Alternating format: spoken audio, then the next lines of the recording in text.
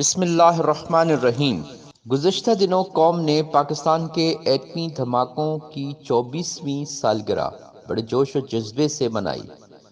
یوم تکبیر ہمیں اس تاریخی دن کی یاد دلاتا ہے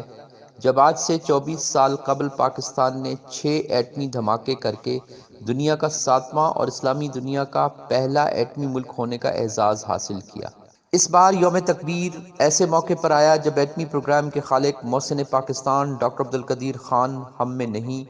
جبکہ سابق وزیر اعظم میاں نواز شریف، جنہوں نے امریکی دباؤ میں آئے بغیر ایٹمی دھماکے کرنے کا فیصلہ کر کے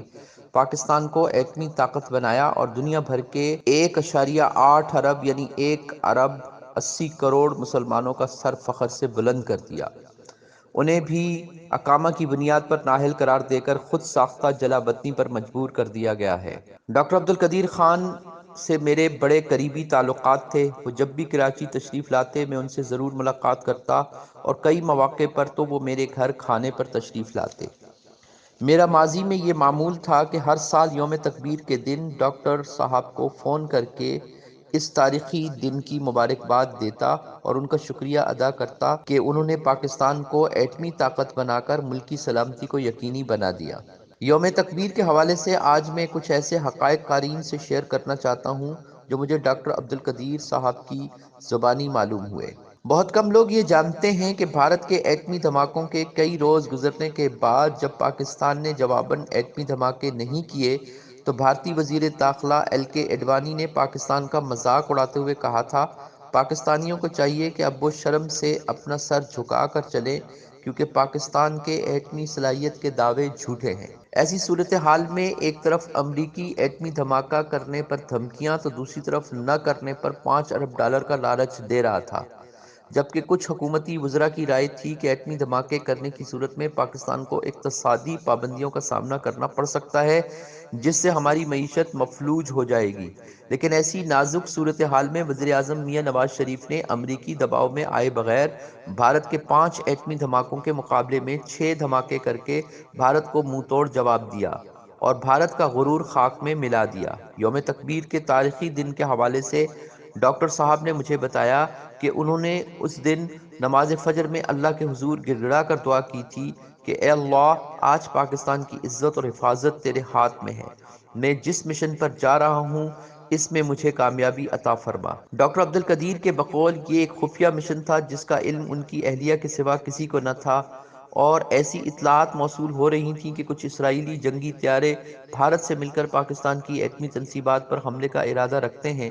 تاہم 28 مئی 1998 کی صبح پنجاب حکومت کا ایک خصوصی طیارہ انہیں پہلے کوئٹہ لے گیا اور بعد ازاں وہ بذریعہ ہیلی کاپٹر چاغی پہنچے،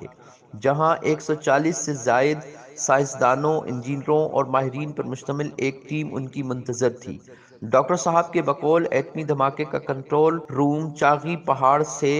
8 کلومیٹر کے فاصلے پر تھا۔ سپہر 3:13 پر جیسے ہی پہلا ایٹمی دھماکہ کیا گیا، ایسا لگا جیسے زلزلہ آ گیا اور سیکنڈوں میں چاغی کا تاریخی پہاڑ پہلے سرخ اور پھر سفید ہو گیا، جسے دیکھتے ہی کنٹرول روم اللہ اکبر کے نعروں سے گونج اٹھا اور مجھ سمیت تمام لوگ سجدے میں گر گئے۔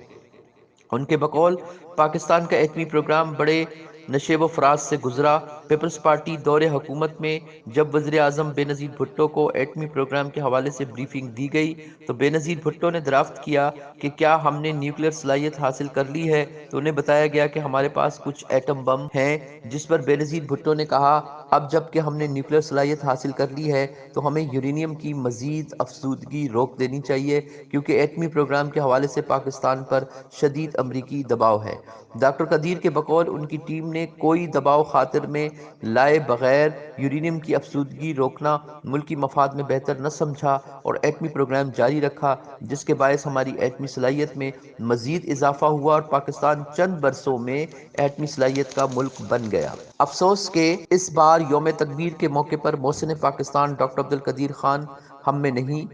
اور آج ان کی کمی شدت سے محسوس کی جا رہی ہے۔ ڈاکٹر عبد القدیر خان جنرل پرویز مشرف کو ناپسندیدگی کی نظر سے دیکھتے تھے، جنہوں نے اپنے دور حکومت میں امریکی خوشنودی کے لیے انہیں ٹی وی پر ایک خط پڑھنے پر مجبور کیا، لیکن ڈاکٹر صاحب نے پاکستان کے لیے سب کچھ برداشت کیا۔ افسوس کہ ہم نے اپنے دوسرے ہیروز کی طرح ڈاکٹر عبد القدیر خان کی زندگی میں ان کی قدر نہیں کی اور ان کی خدمات کا صلہ نہ دے سکے۔ بھارت نے اپنے ایٹمی پروگرام کے خالق ڈاکٹر عبد الکلام کو ملک کا صدر بنا کر اور ہم نے اپنے ایٹمی پروگرام کے خالق ڈاکٹر عبد القدیر خان کو رسوا کر کے ان کے احسانات کا بدلہ چکا دیا۔ ڈاکٹر عبد القدیر خان زندگی کے آخری ایام میں اپنے اوپر لگائے گئے الزامات کا عدالتوں میں دفاع کرتے کرتے دنیا سے رخصت ہو گئے اور ایک ڈکٹیٹر لوگوں کے دلوں سے ان کی محبت پھر بھی ختم نہ کر سکا۔ گو کہ آج ڈاکٹر عبد القدیر خان ہم میں نہیں، لیکن رہتی دنیا تک ان کا نام پاکستانیوں کے دلوں میں زندہ رہے گا۔